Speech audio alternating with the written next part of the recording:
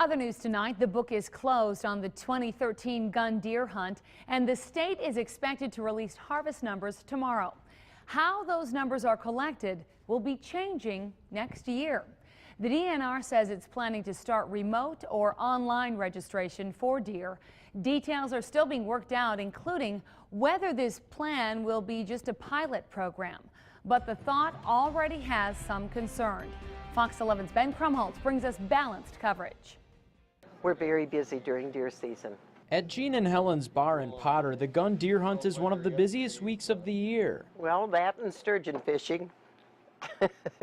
Helen Luce's bar has been a registration station for about 40 years. However, she fears an online system could put that run to an end. That's a part of our business, and we're just wishing that they would let us keep the registration stations going instead of calling them online. That's a relationship that we value and don't take lightly, but it's one of those things that it's kind of about looking forward, and change is never easy for any of us. Wildlife Supervisor Jeff Pritzel says the DNR will have some form of online registration. There will also be a call-in option. What isn't known is who the new options will be available to and which, if any, registration stations will be affected. So it's just kind of this evolution of, with modern technologies that are available and capitalizing on efficiencies.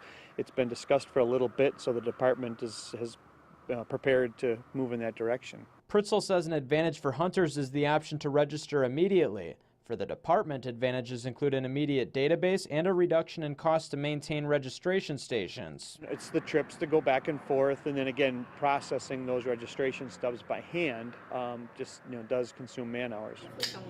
Luce says there are concerns beyond the loss of business. And there's a lot of it feel as if it could be done very illegally. People not calling in. Our compliance rates tend to be quite high, but that's something we would be monitoring. DNR officials say discussions about this new format are ongoing. They do not know when more concrete details will be released.